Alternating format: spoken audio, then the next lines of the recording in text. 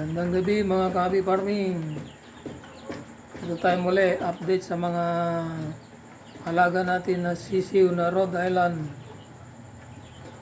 Ito sila ngayon sa bagong brooding pen na ginawa natin. Nabricate natin mga ka-hobby farming. Hindi pa tapos pero ilagay na natin sila sa ilalim. Yan sila. Bali, two layer ito. Yan, hindi pa tapos yan. Yung brooding cage na ginawa natin. Pinabricate lang natin. Ito pala yung rehas lang ng bintana to. Pinabricate natin. Yan. Mga scrap na bakal ginawa natin.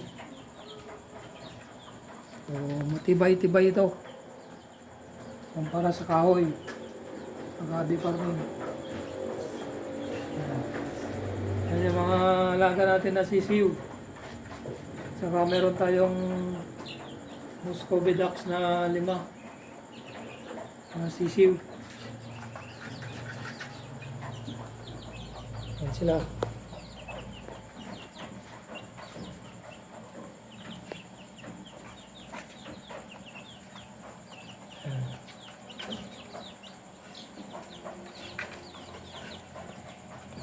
Busog.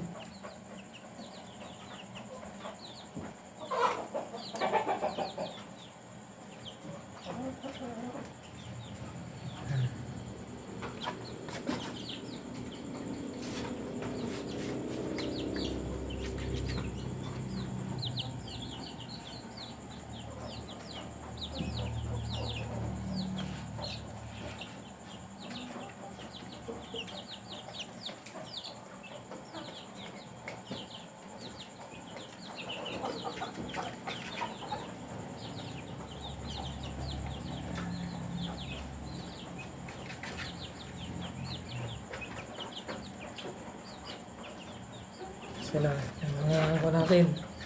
Tutulog na yung iba. Yan.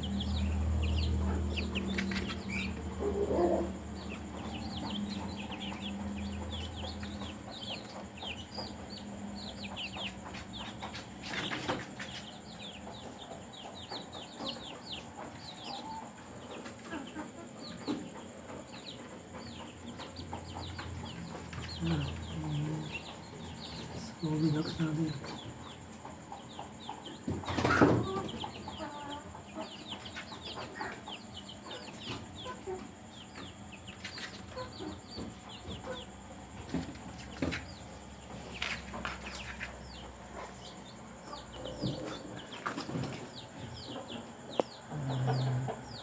Nandito lang muli mga ka-hobby farming ang aking may share sa inyo sa maiksi kong video.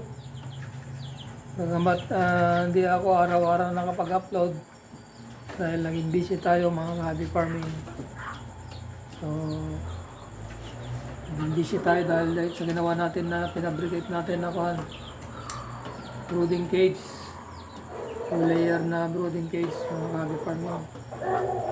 So hanggang dito muli, nawa nasiyahan kayo sa maikli kong video at nagkaroon po kayo ng inspirasyon o idea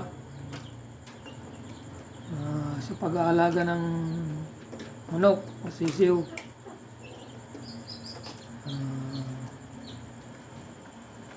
Sa muli, nawa sa aking mga silent viewer, hope pag nagkaroon po kayo ng inspirasyon o nasiyahan kayo, marahil hindi kayo magdadalawang isip na mag-subscribe.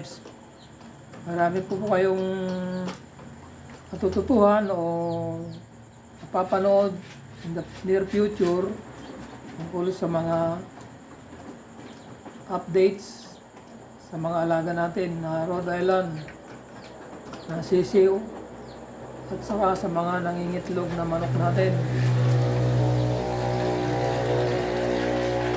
Ganun din sa mga upgraded na native chicken natin.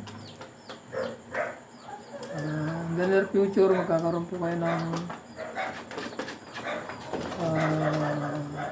inspirasyon kung paano ko ginawa yung mga mag-upgrade sa mga alaga natin. Marahil siyang kayo sa maikli kong video. Salamat po sa mga subscriber na laging tumatangkilik sa aking channel, Joe Creator TV. At hope lagi nyo pong tangkilikin ang aking video. Maraming salamat sa panonood nyo. Comment, like, and share. Salamat po sa panonood nyo. Bye-bye and God bless all.